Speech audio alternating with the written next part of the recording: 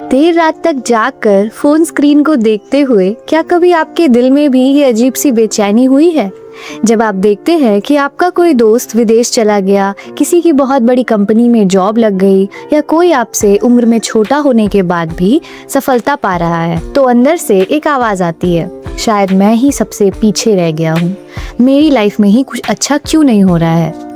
इस घुटन को, इस तुलना को आज की भाषा में हम कंपैरिजन या फोमो कहते हैं। लेकिन क्या आप जानते हैं, कुरुक्षेत्र के मैदान में अर्जुन भी इस तरह की हीन भावना से घिर गए थे जब वे दूसरों को देखकर खुद को कमजोर समझने लगे थे।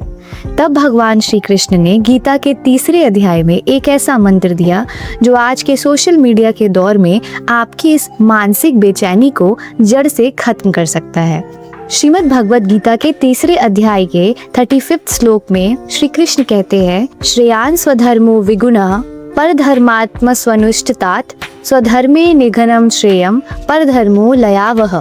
सरल शब्दों में समझाते हुए श्री कृष्ण अर्जुन से कहते हैं कि हे अर्जुन, दूसरों के रास्ते पर चलकर पूर्णता सफलता हासिल करने से कहीं बेहतर है कि तुम अपने खुद के स्वभाव, अपने स्वधर्म को पहचानो, भले ही उसमें शुरुआत में कमियां ही क्यों ना हो। किसी और के जीवन की नकल करना सबसे बड़ा डर और विनाश लेकर आता है। इसको आज के ज़माने में सरल शब्दों में समझे तो ईश्वर ने इस दुनिया में हर एक इंसान को एक यूनिक टाइमलाइन और यूनिक टैलेंट देकर भेजा है। एक गुलाब का फूल कभी गेंदे के फूल से तुलना नहीं कर सकता, वह पीला क्यों है। एक मछली कभी खुद को पेड़ पर चढ़ने के लिए नहीं कोसती। तो फिर आप दूसरों की लाइफ देखकर अपनी शांति क्यों खो रहे हो। जब आप सोशल मीडिया पर किसी की सफलता देखते हैं तो आप केवल उनका रिजल्ट देख रहे होते हैं, उनका स्ट्रगल नहीं। श्री कृष्ण हमें सिखाते हैं कि आपका मुकाबला किसी और से नहीं बल्कि खुद के बीते हुए कल से है और आपके ही पुराने वर्जन से है। यदि आप एक कोडिंग सीख रहे हैं, कॉम्पिटिटिव एग्जाम की तैयारी कर रहे हैं या कोई छोटा सा बिजनेस शुरू कर रहे हैं, तो वही आपका स्वधर्म यानी आपका धर्म है। उसमें अपनी पूरी जान लगा दीजिए।